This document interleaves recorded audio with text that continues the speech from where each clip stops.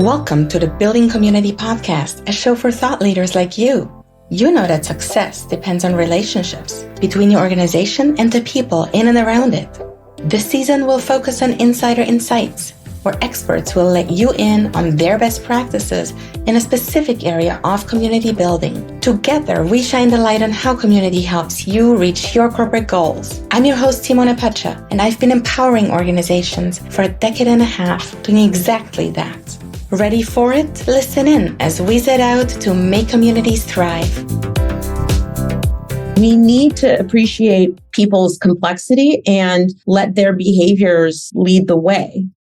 This is Celina Guerrero, founder of Tessellate and Partners, LLC. Celina is an entrepreneur and a sales and LinkedIn coach. She helps her clients establish relationships that build business. This is exactly what we discussed in today's episode, the importance of relationships and building trust as we strive for success in business and in community building. And we also looked at the many parallels that we see between sales approaches and community building. Interested in Celina and her work? Find out more in the show notes. So I've been preaching for a while now that when it comes to community, we don't need to reinvent the wheel. We can simply shift a little bit. And after we look at what's working for others, we can take on those approaches for ourselves. We can reach out and borrow from other disciplines. And today, that's what we're looking at. We're looking at the sales approach with an expert in human-led and human-centered sales. What do sales and community have in common, and where are the clear differentiators? Welcome to the show, Celina. Thank you for having me. I'm very excited about this conversation.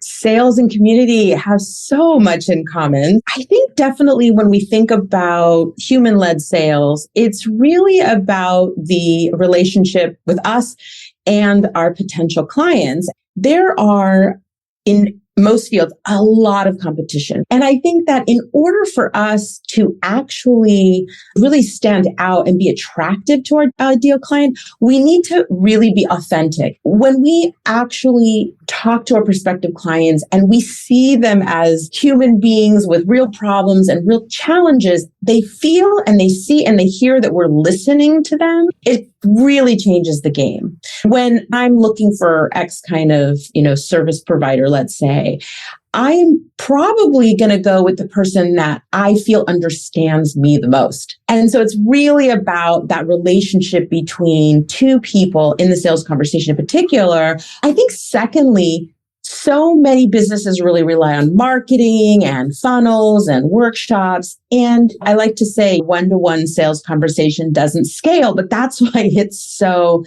special. When you have to call a helpline or something and you just get a robot talking to you over and over again. I mean, we all want at some point to have that one-on-one conversation where we go beyond general problems, right? We finally get an opportunity to have a conversation one-on-one, but it only really works if they're listening to us. So sales today absolutely has to be human-led, meaning very focused on serving and listening more than ever before. So there's a lot of points that you're bringing up here that I want to unpack.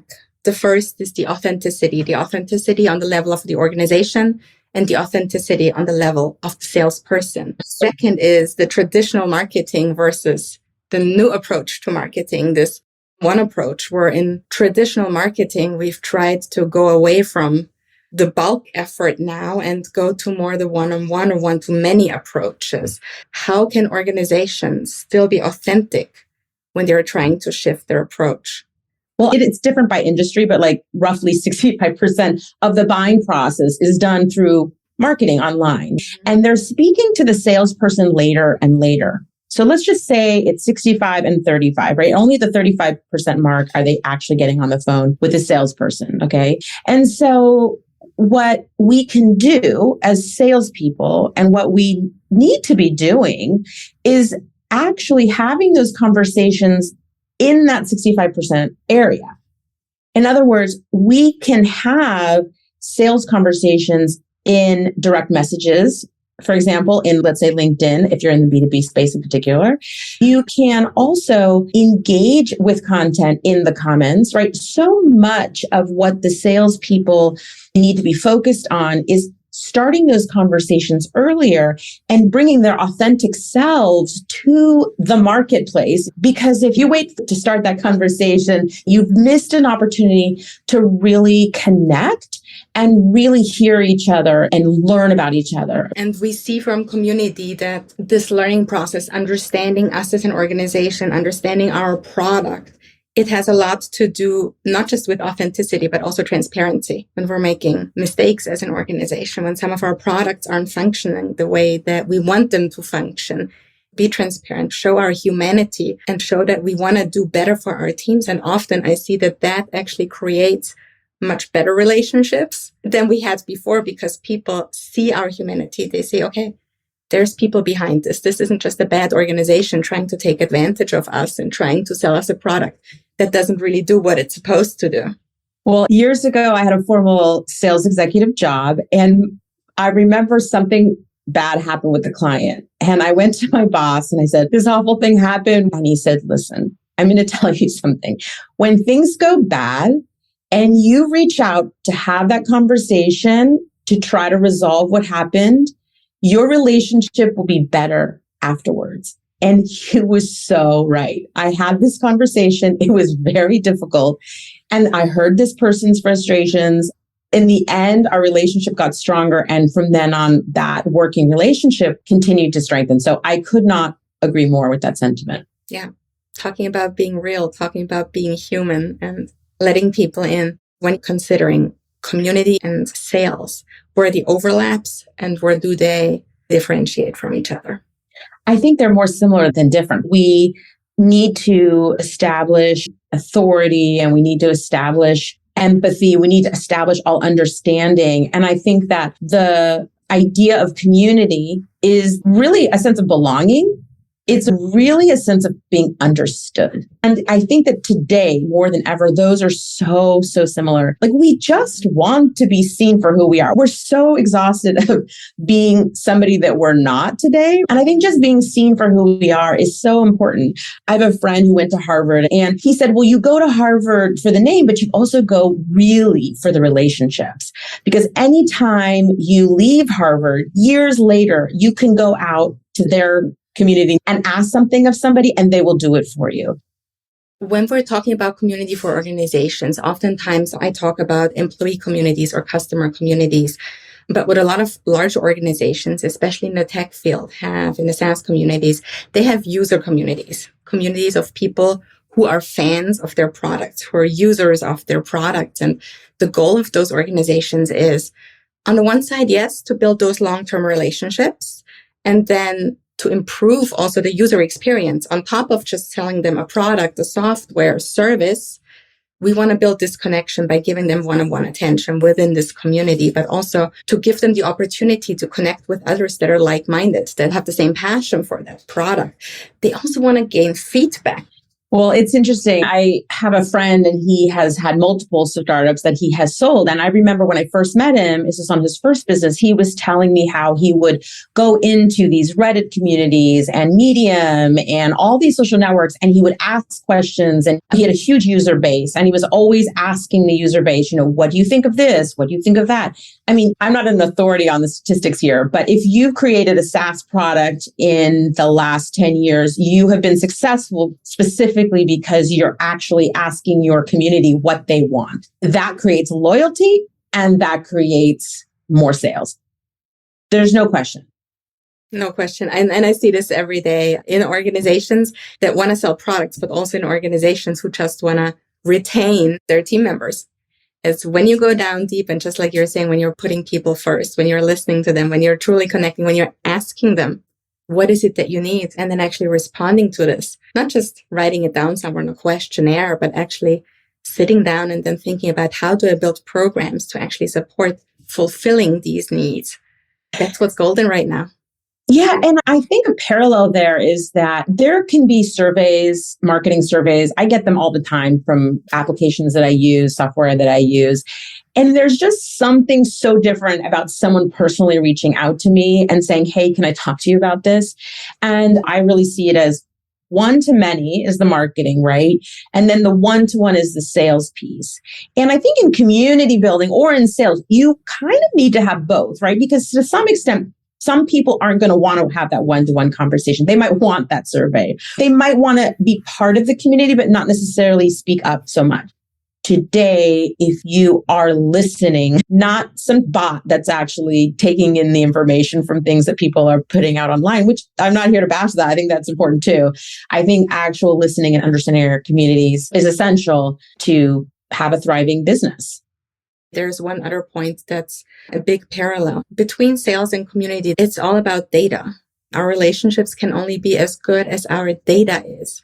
I always say each community team should have an analytics person, a data person, to actually look what services are people using, where do they engage most, how often do they engage, what catches their attention, who's been active, who has not been active. And then we can put together our strategy and say, look, those people who've been active in the beginning and after month 3, they're trailing off.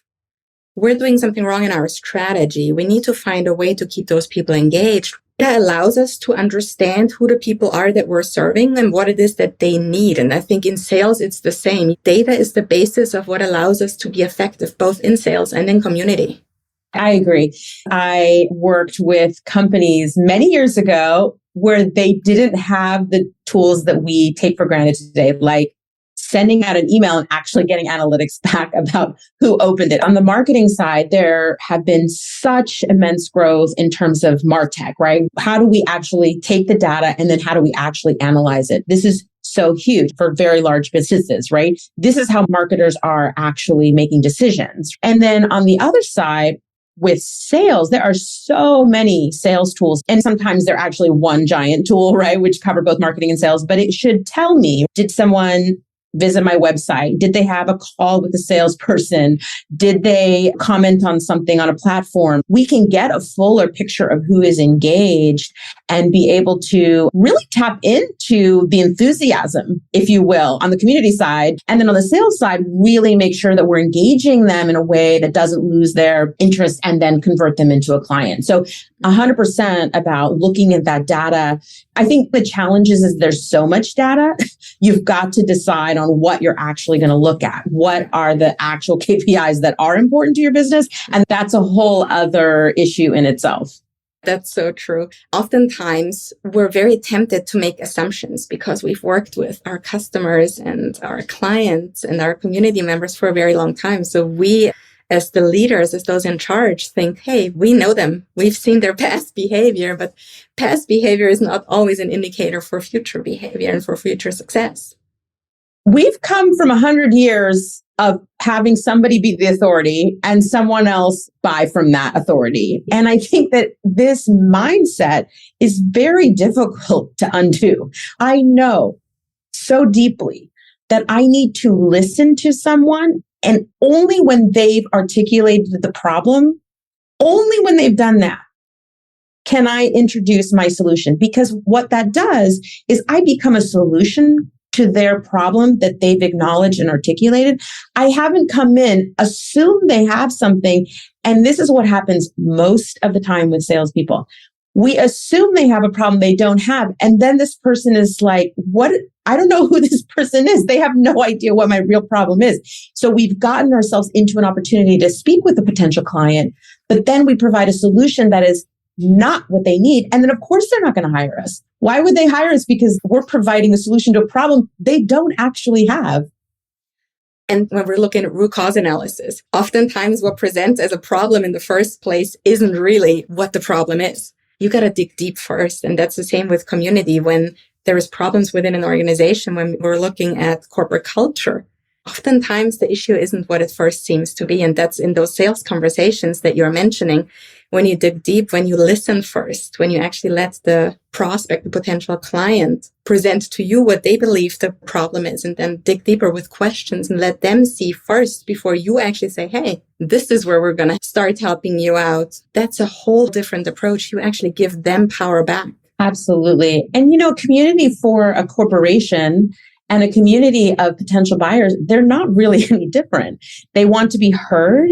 And then once they feel heard, they want the response that is reflective of what it is that they just said, that it actually responds appropriately to what they shared. I think in some cases, they share things that are the root cause of what's happening. And then the leadership or the sales is almost deaf to that and responds in a way that doesn't align with what the community just shared. And then you have big problems.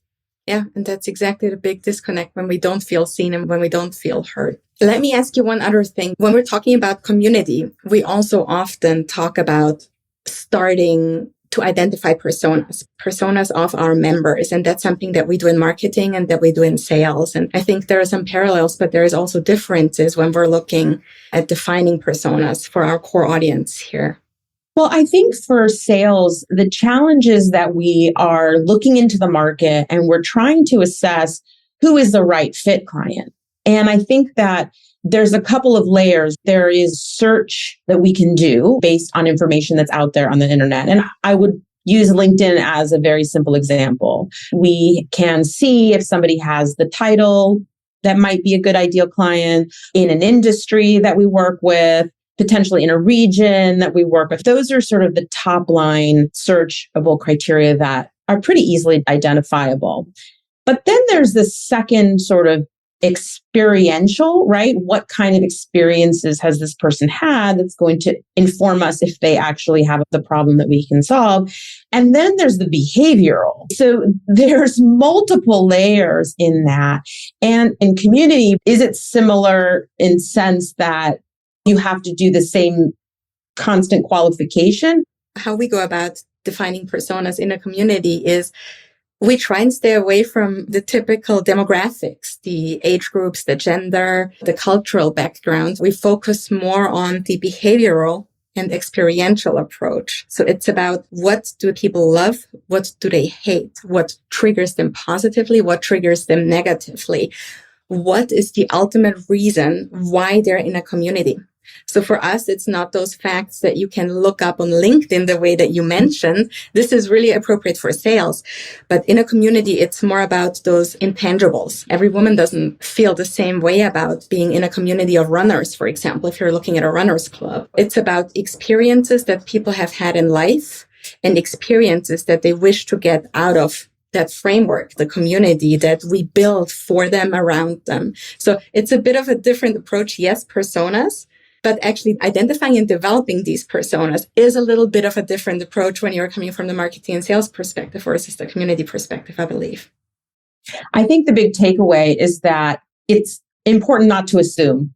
People are complex. And if anything, it also says to me, we have untapped opportunities because maybe we're limiting ourselves based on some predefined criteria that we've come up with that maybe is no longer functioning, which circles back to this idea that we need to listen, looking at it holistically and making sure, to your point, that we're focusing on the right things. The simple solution is just to say, oh, all we have to do is check these boxes. And it's not that simple. We need to appreciate people's complexity and let their behaviors lead the way. And when you're saying simple, the simple things in life, a handwritten note, a follow-up, a check-in when we least expected it because they saw maybe on LinkedIn that I'm out sick at the moment. While those things may seem simple, they're actually the hard things. That's the hands-on development of relationships that takes time, that takes effort, that takes being on top of things. With community management, often organizations have only one person who's in charge of community, and that gets really tough when you have a community of a few thousand that you're managing. People have very busy lives. If they're going to participate in your community, they're prioritizing that over other things. So I think that any way you can differentiate yourself through that personal note, anything that can kind of differentiate you. And I'll also say this, that I think it is difficult to scale that process, right? How do we do this one-to-one, making sure that we're spending time with those people that have already indicated through data or through speaking up or through sharing and really focusing on them. I would say on the community side, interesting thing there is I can imagine if you've got one community leader and 1,000 people in that community to get ambassadors, leaders within the community itself to take on some of that work. You want to develop leaders within your own communities so that you're not just doing it alone. And frankly, isn't that more effective? When we think about sales, we think about ambassadors within our own services, people who are going out there and referring us or talking about us. So it can be scalable in that way. And that's exactly what you want to do when you build a community. You want to let community members build their community from the ground up at its core. You're there as an organization to help provide the framework, to, lend this helping hand when they need it. But developing community guidelines and organizing community events, answering each other's questions, helping each other out, rooting for each other and lifting each other up when something is tough. That's what the members should ideally do themselves. That brings me to a thought, Celina, that there is a huge symbiosis actually between sales and community, and one can create additional value with the other. So benefit for both scenarios where sales can help community and where also community can help sales. So many of the sales conversations that are effective are in communities already. I was listening to someone the other day and they were saying, the funnel is dead. Let's get our salespeople in those communities having conversations ahead of it. As a salesperson, I'm not doing one-to-one marketing. I'm creating conversations in online communities, Facebook, LinkedIn, Twitter, Reddit. This is where these conversations are happening. And this really just reinforces this foundational principle, which is that we need to listen. If salespeople are spending time in the community, they're hearing what is happening with their client, their potential clients, their potential client communities. And so when they actually get into the one-on-one conversation, they're so much more informed. I mean, a big problem with sales teams today in particular is just them not actually understanding what they're selling and not understanding how it actually gets utilized. They have these use cases, which are really critical. But what if we have people who are going to enable the success of their clients already being part of that community before they have these one-on-one conversations? That's the differentiator. That's the differentiator. So sell the solution, not the product. Yes, but we can only sell that solution if we understand the problem. The issue is that we end up trying to put our advice on somebody who hasn't articulated that problem. This is just a foundational issue. And it goes back again. We need to listen. We need to have empathy. We need to be part of the conversation. We need to enable the success of our clients and not assume. Have you ever talked to a salesperson and you feel like they're being condescending because they've already assumed that they know better than you? Yeah. And I think this can happen in large corporations or in any organization. If you just listen to what your people want, then you're developing that solution for what it is that they're articulating. So you're winning by listening. You're winning already by being part of that community. And when we're talking about community, we want the sales teams to listen, to understand. What I don't want the sales team to do is to post the link, hey, buy this new product, or sell to a person directly, right? Community is not the right place for that. The community is exactly for what you said. Create understanding, show your support, enable success, and then sell on the other side. That's the part where community can help sales. But I also know that sales can help community, because the challenge we often have is the ROI of community. It's very hard to put numbers on that in the very beginning. And what we often see is if you have a community and you can create a correlation between active members in a community and increase sales or repeat sales, it's much easier to sell to senior management. I need a budget for staffing, for the technology platform, for community matters, if there is a concrete output they can see. And oftentimes we get budgets if we can save the organization time, money, effort, or create additional revenue. And I think that's where sales can help community in that sense, that we can visualize some of those advantages that community brings to an organization. Yeah, I was just reading something about the importance of thought leadership. That's another type of thing that is difficult, especially at beginning stages, getting that ROI. And I think one of the things that can be useful is that sort of, how did you hear about us? Like looking at the source of where the sale is coming from, because the data is simply not going to show that all the time, because there are so many multiple points and experiences that consumers have today. So I definitely feel like understanding where they're coming from, what their influences are to that sale, so to speak, is really important. And I think we can look at the idea of affiliates, the idea of ambassadors, this idea of influencers. These are all working to generate sales. And I agree that it is difficult because I think sometimes that ROI takes time. And I think in our world of sort of immediate, quarterly results and stuff, it's hard. Sometimes that is difficult to align. But I think examples are all over the place for how valuable community is in the end. Let me ask you, Celina, we've touched probably on most of this already, but I want to kind of clearly define what's the approach or the framework to human-led sales that we can pull out of our toolbox. This relationship, that one-on-one connection. You were talking about the experiences that we're creating, the internal, the external experiences. What is a framework that people can try and apply in their own organizations?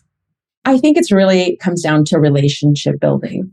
Whether you're building a relationship with a friend or you're building rapport with your new boss, and a lot of people don't like talking about it, but dating. The first thing is that you do need to connect somewhere. At some point, your paths must cross. This is essential. And so especially in sales, we need to activate that connection point. And then we need to introduce ourselves. And at this point, what I think often happens is people say, oh, will you go on a date with me? And then, they show up to the date and they say, oh, would you like to get married? We need to respect this process of getting to know one another. And I think this also speaks to ROI. People are not vending machines. And the process is really connecting, some sort of introduction. And then there's this learning process of let's learn about you and you learn about me, because trust in particular in the sales process is extremely important. And I'm sure it is in community building as well. Nobody wants to belong to a community that they don't trust the leadership or that lack of transparency you spoke about earlier, right? They need to learn about us and we need to learn about them. And only then can we get to the place where we have some sort of conversion. I call it the missing middle. People often meet somebody and they go directly to the sale. And we need to have that middle space. It really is essential. So that's the simple version, but I think it's no different than our everyday relationship building process. We have this big vision, why we want to have this community for our members. We have this big mission from the organizational perspective, and we start just running in that direction. But we forget that when we're looking at the other side of the coin, when we're looking at our potential members, the vision and mission that they have for the community is totally different. Before we even get to start this roadmap where we look at, okay, this is the approach that side A wants, this is the approach that side B wants, how do we bring that together in a roadmap? That's actually a repeatable process in the long run. How can we implement that? And then just iterate and build upon that. It makes me smile again because it's another one of those things where I think sales and community have so much in common while they're so different from each other at the same time. I loved hearing that. That is so interesting because it's exactly the same. I have my service and I have this grand vision of how it's going to change the world, right, for all my clients. And I go in there and they have a totally different experience. The thing about sales or about business development or client relationships, it's really a partnership.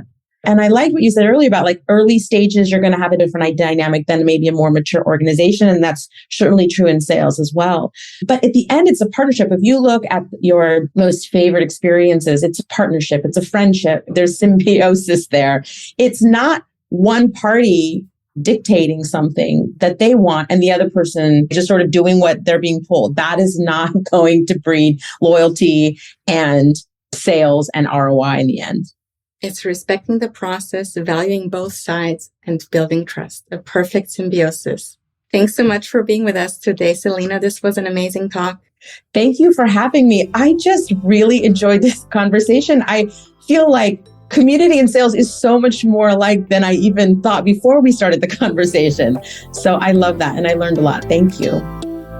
Thank you for listening to the Building Community podcast. Is there a leader in your organization or network who needs to hear this? Please share this podcast with them. Help get the word out about the immense value of community. If you enjoy the show, please subscribe, tell a friend, and leave us a review. Until next time, help your communities thrive.